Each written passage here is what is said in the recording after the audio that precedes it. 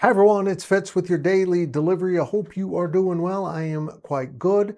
Been a little bit worn out. Didn't make it to Bramlage Coliseum on Tuesday night, but of course I watched. And our Ryan Gilbert has full post-game coverage up at GoPowercat now, including his post-game power talk.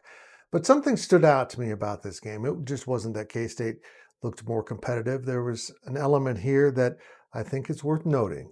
And we're going to get into that right after I remind you to subscribe to this YouTube channel, hit the thumbs up, leave those comments, all the good stuff. Thanks. I appreciate your help. Kansas State lost 61-57 to Texas Tech on Tuesday night at Bramlage. There wasn't much of a crowd there.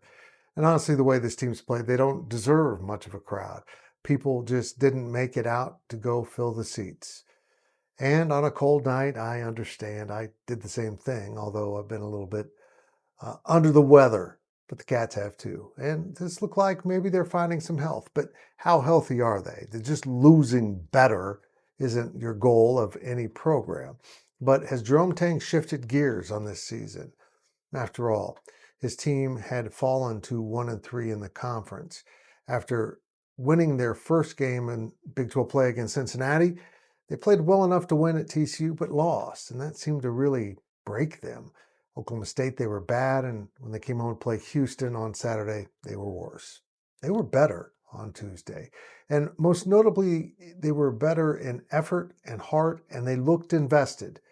They looked invested in playing basketball for Kansas State for the first time in a long time. They hit key shots, they made big plays, they dove on the floor, and they fought as best they could within their talents. And they lost. But I can accept that better than just being lethargic and letting yourself get whooped. And Jerome Tang spoke about this after the game, but I think we all noticed that Moby Ikeguruka and David Castillo played a lot of minutes. In fact, Castillo was on the court at the end of the game despite not shooting it well, and Jerome Tang spelled it out.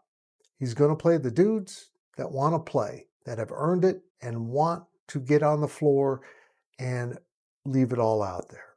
That's what he did. We saw that from Max Jones, too. The guard really played with a tremendous effort. Was he great? No, he was 2 for 6 from three-point range and the field. But he did end with 10 points and 9 rebounds, and he went after a lot of loose balls. It sounds like Coach Tang is now turned his attention to the future. Let's hear from Jerome Tang in the postgame press conference.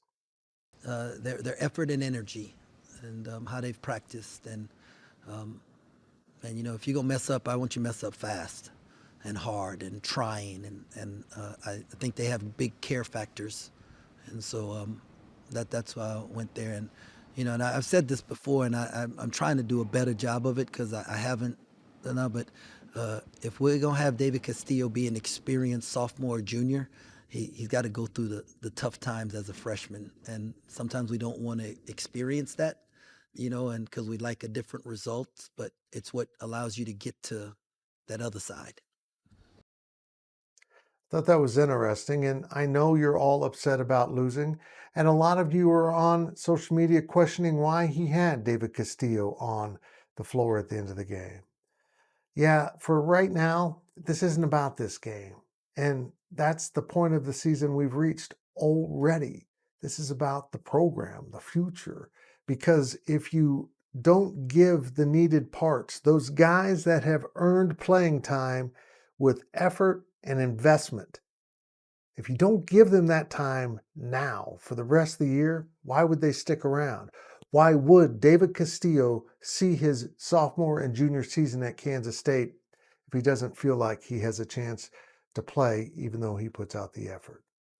Yeah, that means you're writing off this season, but not really. You're trying to invest in the team as this season progresses and hoping that David Castillo isn't just good for the future and Moby isn't just good for the future, that they're both key products as this team improves the rest of the season and into the off season. It's sad but true. That's where we're at with this season. They're not going to accomplish much of anything this year as they were headed. So shuffle the deck, invest in the future, and see what happens. Sad, but true.